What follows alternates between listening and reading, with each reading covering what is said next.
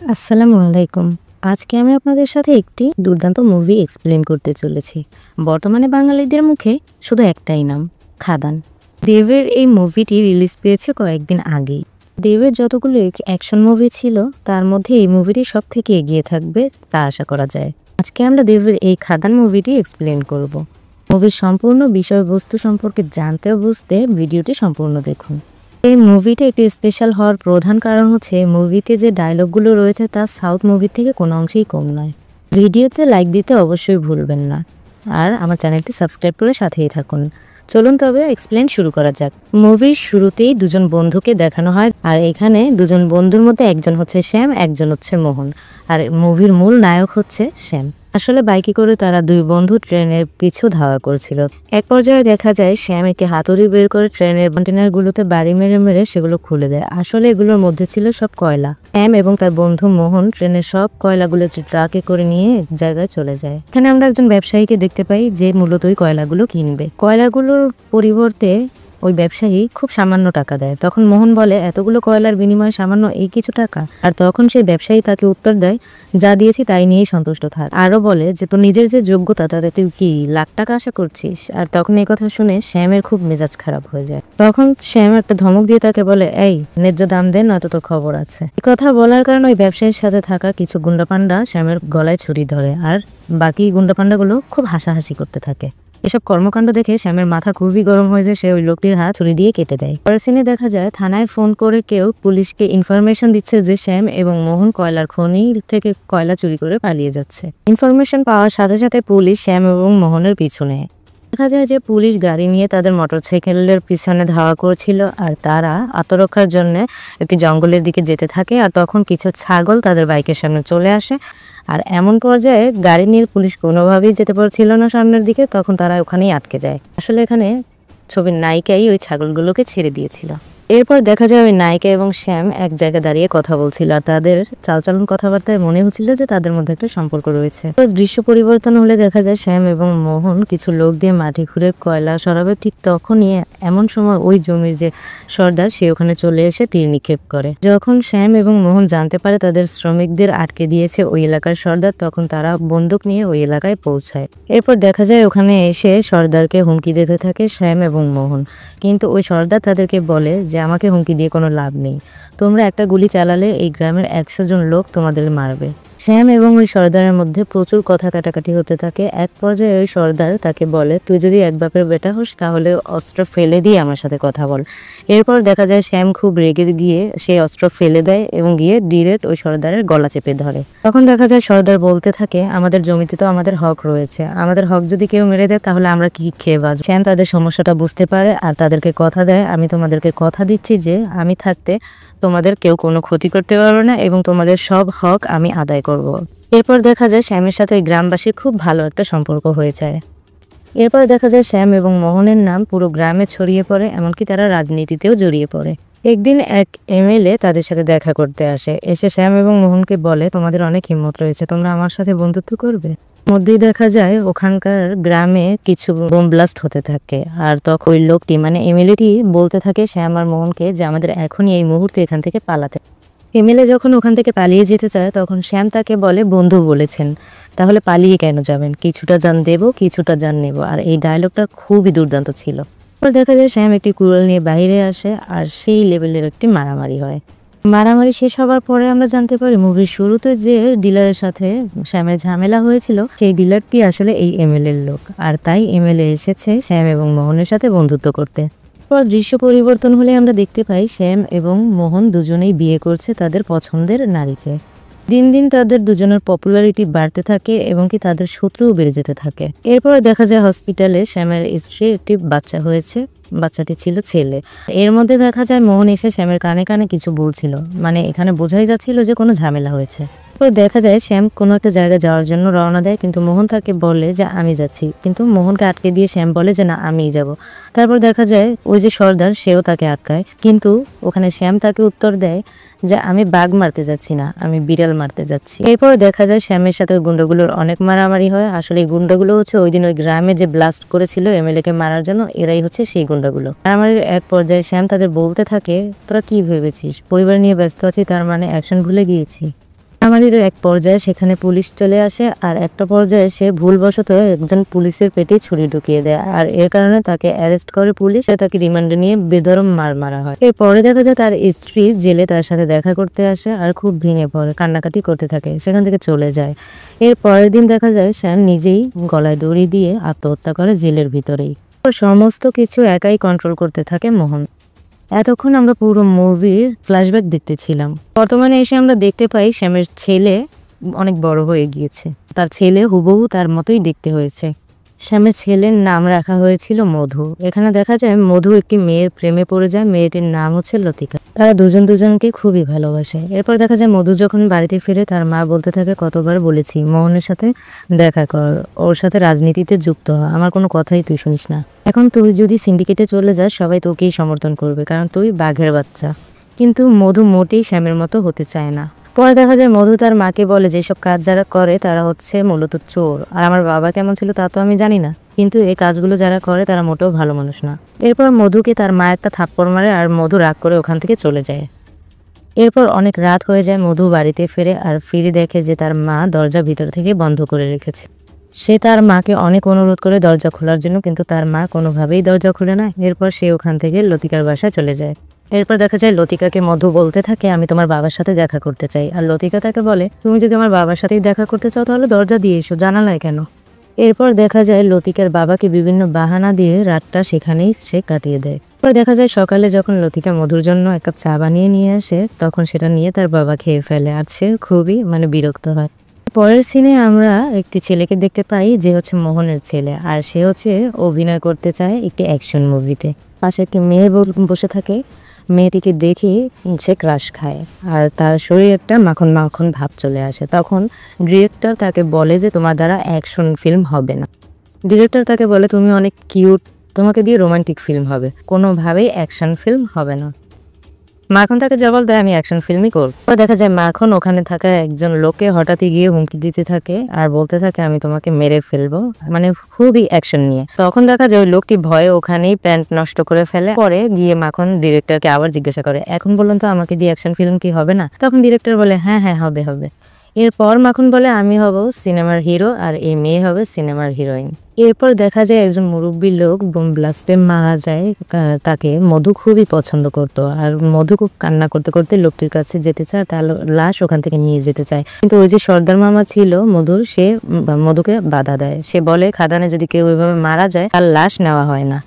মধু কোনোভাবেই মানতে চাচ্ছিল না, সে চাচ্ছিল ওই মুরব্বীর লাশ ওখান থেকে নিয়ে যেতে। কিন্তু এই নিয়মটা সর্বপ্রথম চালুই করেছিল মোহন এবং শ্যাম, আর এখন সমস্ত বিষয়গুলো সামাল দেয় হচ্ছে মোহন। কারণে দেখা যায় মোহনের কিছু গুন্ডা পান্ডার সাথে ওখানে মধুর বিশাল আকারের ফাইট হয়। এরপর দেখা যায় লাশটিকে একটি পাহাড় থেকে ফেলে দেওয়া হয় আর এখান থেকে মধু দৌড়ে গিয়ে সেই লাশটিকে উদ্ধার করে আর বলতে থাকে যে মানি নাই নিয়ম, আর এই নিয়ম যদি চলতেই থাকে তাহলে আজ থেকে খাদান বন্ধ। এরপর দেখা যায় ওখানে মোহনের ছেলে মাখন চলে আসে। এরপর দেখা যায় মাখন এসে মধুকে অ্যাটাক করে আর এরপর এখানে মধু আর মাখনের মধ্যে একটা ফাইট দেখা যায়। এরপর দেখা যায় মারামারির এক পর্যায়ে সেখানে মোহন চলে আসে আর মোহন দূর থেকে মধুর ফাইটের স্টাইল এবং অঙ্গভঙ্গি দেখে শ্যামের কথা মনে করে যে সে অবিকল তার বাবার মতো হয়েছে আর এগুলো দেখে সে খুশিই হয়। এরপর দেখা যায় ওখানে মোহন নিজের ছেলে মাখনকে অনেক গালাগালি করতে থাকে আর বলতে থাকে যে তুই জানিস তুই কার গায়ে হাত দিয়েছিস, ও তোর বড় ভাই হয়। এরপর দেখা যায় ওখানে মিটমীমাংসা হওয়ার পর তারা এখান থেকে চলে যায়। এরপর আমরা মধু এবং তার মাকে মোহনের বাড়িতে দেখতে পাই, মোহন মধু এবং তার মাকে তার বাড়িতে নিয়ে এসেছে। আমরা দেখতে পাই গ্রামের সর্দারও সেখানে আসে, কিন্তু মোহন জোর করা সত্ত্বেও মোহনের বাড়ির মধ্যে সে সর্দার প্রবেশ করে না। এরপর দেখা যায় খাবার টেবিলে মোহন এবং মধু কথা বলছে। মোহন মধুকে বলছে যে আজ আমি যা কিছুই অর্জন করেছি সবই তোর বাবার জন্য, তাই এসব কিছুর অধিকার শুধু তোর, তুই আমার সাথে হাত মেলা, আমার সাথে কাজ কর। কিন্তু মধু কোনোভাবেই তার সাথে কাজ করতে রাজি হয় না। মধু বলে যে এসব হচ্ছে ইল্লিগেল কাজ, তার বাবা যে কাজগুলো করতো সেগুলো সে পছন্দ করে না, তাই সে এই কাজে যুক্তও হতে চায় না। কিন্তু মোহন তাকে খুবই জোর করতে থাকে। অনেক জোর করার পর মধু মোহনকে বলে যে কাকা আমাকে কিছুটা সময় দাও, আমি ভাবতে চাই। তখন মোহন মধুকে বলে হ্যাঁ তুমি সময় নাও, যত খুশি সময় নাও, কোনো সমস্যা নেই। এরপর দেখা যায় মধু ও তার মা সেখান থেকে তাদের বাড়িতে চলে আসে। বাড়িতে ফেরার পর মধুর সাথে মধুর মা খুব রাগারাগি করতে থাকে যে তুই মোহনের কথা কেন শুনলি না, মোহনের কথায় রাজি কেন হলি না, মোহন আমাদের দয়া করছে, এটা তোর ভাবা উচিত ছিল, তোর রাজি হওয়া উচিত ছিল। তখন মধু খুব রেগে যায় আর বলতে থাকে আমি কোনোভাবেই এই ধরনের ইলিগাল কাজে জড়িত হতে চাই না। আমার বাবাও এসব করতো আর তারা সবাই মিলে একসাথে কয়লা চুরি করতো, যা দেশের জন্য খুবই ক্ষতিকর। এসব কথা শুনে মধুর মা রেগে গিয়ে তাকে আবার চর মারতে যায়, কিন্তু সে থেমে যায়, চর মারে না। কিন্তু ওখান থেকে মধু রাগ করে চলে যায়। এরপর দেখা যায় রাতে মধু অনেক ড্রিঙ্কস করতে থাকে আর সে ভাবতে থাকে যে সে আসলে কি করবে বা কি করবে না। এরপর সে বাড়িতে ফিরে সে তার মায়ের পায়ে চুমু খায়। মধু তার মাকে বলতে থাকে যে সে তার মায়ের কথায় রাজি আর সে মোহনের সাথে কাজ করবে। এসব কথা বলে সে তার মায়ের কোলে মাথা রেখে ঘুমিয়ে পড়ে। এর পরের দিন সকালে মধু মোহনের বাড়িতে চলে আসে। সকাল সকাল মোহনের বাড়িতে মধু চলে আসে। মোহন খুব অবাক হয়, সে বলে কি খবর সকাল সকাল আমার বাড়িতে? তখন মধু মোহনকে বলে কাকা আমি আপনার কথায় রাজি, আমি আপনার সাথে কাজ করতে চাই। সব কথা শুনে মোহন খুবই খুশি হয়। এরপর সে বিভিন্নভাবে কথা বলতে থাকে মধুর সাথে। এসব আদিক্ষেতা দেখে মোহনের ছেলের খুব রাগ হচ্ছিল যে তার বাবা কেন মধুকে নিয়ে এত মাতামাতি করছে। এরপর দেখা যায় মোহন একটি অনুষ্ঠানে দাওয়াত দেয় মধুকে এবং তার মাকে, আর মধু এবং তার মা সেই অনুষ্ঠানে আসে। হঠাৎই সেখানে কিছু গুন্ডা পান্ডা এসে মারামারি শুরু করে। সেখানে মূলত তারা এসেছিল মধু এবং মধুর মাকে মারতে। তখন দেখা যায় এই প্রথম মধু অস্ত্র হাতে নিয়েছে এবং সেই গুন্ডাগুলোকে অনেক মারতে থাকে। মারামারি শেষ হওয়ার পর সে নিজেই নিজেকে দেখে খুব ভয় পেয়ে যায়। সে ভাবে যে সে আসলে এগুলো কি করলো। মধু সেখান থেকে তার মাকে নিয়ে চলে যেতে চায় আর এর মধ্যে মোহন তাকে বলে এত কিছুই যখন করলি তাহলে শেষটাও শেষ করে দিয়ে যা। তারপর দেখা যায় এই ঘটনার যে সূত্রপাত, মানে ওদেরকে অ্যাটাক করানোর জন্য যে লোকটি গুন্ডা পাঠিয়েছিল তাকে ধরে আনা হয় আর মোহন বলে একটি পিস্তল হাতে দিয়ে যে ওকে গুলি কর। তখন মধু বলে যে থাক না কাকা, এসবের আর কি দরকার আছে। এরপর দেখা যায় মোহন মধুকে খুব জোর করতে থাকে আর বলতে থাকে তোর বাবা হলে ঠিক এমনটাই করতো। আর তখন মধু অনিচ্ছা সত্ত্বেও পিস্তল হাতে তুলে নেয় আর ওই লোকটিকে গুলি করে মেরে ফেলে। এরপর সে সেখান থেকে তার মাকে নিয়ে চলে যায়।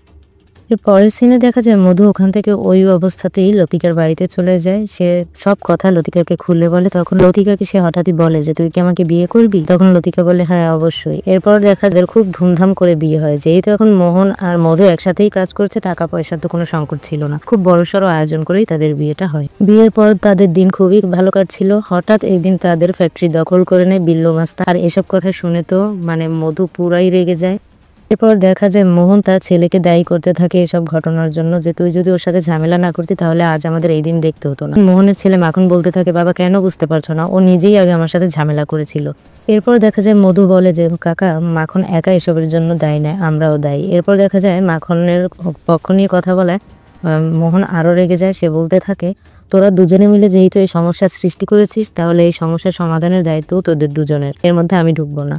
এরপর মাখন বলে ওঠে যে মধু আমার সাথে যাবে না, এই সমস্যার সমাধান আমি একাই করতে পারবো, ও গিয়ে কি করবে, ওর যাওয়ার কোনো প্রয়োজন নেই। পরে দেখা যায় মাখন একাই সেই বিল্লু মাস্তানের সাথে ফাইট করতে চলে যায়। তখন বিল্লু মাস্তান তাকে বলে তুই কি ভেবেছিস তুই আসলে আর তোর ভয়েই আমি এখান থেকে চলে গিয়ে মানে রাস্তার পাশে আচার বিক্রি করতে শুরু করবো? আর এসব কথা শুনে মাখন খুব রেগে যায়। এরপর দেখা যায় মাখন বিল্লু মাস্তানের মাথায় বন্দুক ধরে, আর যার কারণে সে হাসতে থাকে আর 1 থেকে 4 পর্যন্ত গুনতে থাকে। এরপর দেখা যায় সে 4 পর্যন্ত গোনার সাথে সাথে চারদিক থেকে অনেকগুলো গুন্ডা পান্ডা বেরিয়ে আসে। সব গুন্ডা পান্ডা এসে মাখনের মাথায় বন্দুক ধরে আর তখন বিল্লু মাস্তানও তার মাথায় বন্দুক তাক করে। আর এমন সময় সেখানে মধু চলে আসে। মধু চলে এসে সেখানে মাখনকে একটা থাপ্পড় দেয়, থাপ্পড় দিয়ে বলতে থাকে এই সব কিছু তোর জন্য হয়েছে, আজ তোর খবর আছে। এসব কথা বলে সে বিল্লু মাস্তানের হাত থেকে পিস্তলটা নিয়ে নেয় আর নিয়ে সে সেখানে বিল্লু মাস্তানকেই গুলি করে মেরে ফেলে। এরপর দেখা যায় ওখানে থাকা সকল গুন্ডারা মধুকেও তাক করে বন্দুক, আর তখন 20% অফার করে মধু। লিডারের কথা সবাই মধুর অফারে রাজি হয়ে যায়। এরপর দেখা যায় মাখন খুব মেজাজ হারিয়ে ফেলে বন্দুক নিয়ে সেখানে একটি লোককে গুলি করে মেরে ফেলে। আর তখন মধু তাকে একটি থাপ্পড় মেরে বলে যে এটা তুই কি করলি, একে কেন গুলি করে মারলি? তখন মাখন ওকে বলে যে তুই আমার ব্যাপারে নাক গলাতে আসবি না, তুই হলি আমার বাবার সামান্য কর্মচারী বা চাকর মাত্র, সমস্ত বিষয়ে ঢোকা বন্ধ কর। আর এরপর দেখা যায় ওখানে মধু আর মাখনের মধ্যে একটু ঝামেলা হয়। এরপর দেখা যায় মোহন মধু এবং মাখনের সাথে অনেক চিল্লাতে থাকে আর বলতে থাকে তোরা জানিস এই বিল্লু মাস্তান আসলে কার লোক? এমএলএর লোক। আর এই এমএলএর হয়েই একসময় তোর বাবা আর আমি একসাথে কাজ করতাম। এমএলএ যদি জানতে পারে যে এই সমস্ত কাজ তোরা দুজন মিলে করেছিস তাহলে তোদেরকে আর এমএলএর হাত থেকে কেউই বাঁচাতে পারবে না। এরই মধ্যে দেখা যায় ওখানে একটি গাড়িতে করে এমএলএ চলে আসে। আর এমএলএ এসে কিছু বলার আগেই দেখা যায় মোহন তাকে অনুরোধ করতে থাকে যে আমার বাচ্চারা ভুল করে ফেলেছে, ওদেরকে দয়া করে কি ছেড়ে দেওয়া যায় না? বাচ্চা ভেবে অন্তত ছেড়ে দিন।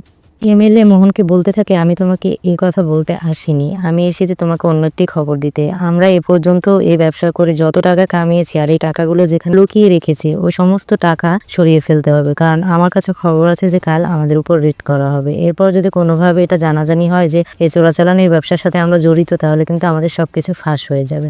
এমএলএ আরো বলতে থাকে যে যা করার রাতের মধ্যেই করতে হবে। এমন সময় মাখন বলে ওঠে, কোনো সমস্যা নেই, রাতের মধ্যেই সব টাকা সরিয়ে ফেলবো। তখন দেখা যায় মোহন সমস্ত দায়িত্ব দেয় মধুর উপর, যা দেখে মাখন খুবই রেগে যায়। দেখা যায় সমস্ত টাকা মধু একটি নৌকায় ভরতে থাকে আর ভরে সেখান থেকে পাঠিয়ে দেয়। পরের দিন সকালে দেখা যায় মোহন মধুর সাথে খুবই চিল্লাচিল্লি করছিল আর বলছিল যে তোর কারণে আমার সারা জীবনের সব সম্পদ এখন হারিয়ে গিয়েছে, তুই কোনোভাবেই তোর বাবার মতো হোসনি। পর সে একটু সামনের দিকে এগিয়ে যায়, পর দেখা যায় সে আস্তে আস্তে উপরের দিকে উঠতে থাকে আর নিচে তাকিয়ে দেখে যে সেই নৌকায় ভরা যে টাকাগুলো সেগুলো সমস্তটাই নৌকো সহ বালির নিচে পুঁতে রাখা। আর তখন মোহন মধুর দিকে তাকিয়ে হাসতে থাকে আর বলতে থাকে, হ্যাঁ তুই তোর বাবার মতোই হয়েছিস, একেবারে বাপকা বেটা।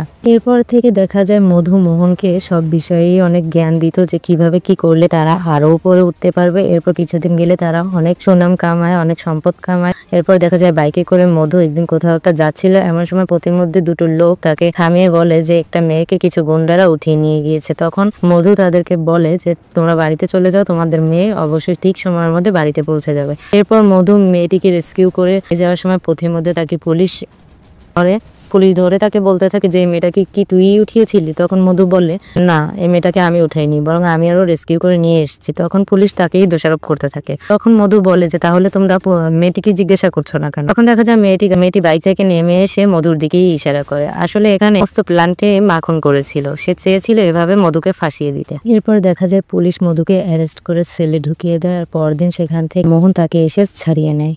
এরপর দেখতে পাই মধু যখন সেল থেকে বেরিয়ে সোজা বের হয়ে যাচ্ছিল, তখন মোহন তার কাঁধে হাত রেখে বলে, কিছু মনে করিস না বাবা, এসবের আমি কিছুই জানতাম না। তখন মধু মোহনকে বলে, ছোটবেলার পড়া ভুলে যেতে পারি কিন্তু ছোটবেলার অ্যাকশন ভুলে যায়নি। কথা বলে সে সেখান থেকে চলে যায়। এখানে আমরা বুঝতে পারি যে আসলে সবকিছুর পিছনে মোহনেরই হাত রয়েছে। পরে দেখা যায় মধু বাড়িতে এসে তার পিস্তলটি নিয়ে বের হয় আর বলতে থাকে যে মোহনের সে সব খেলা খতম করে দিবে। আর তখন তার মা আর সেই সর্দার তাকে আটকে বলে, এত কষ্ট করে এত দূরে এসে এখন শেষ মুহূর্তে সব তছনছ করে দিবি, এটা করিস না।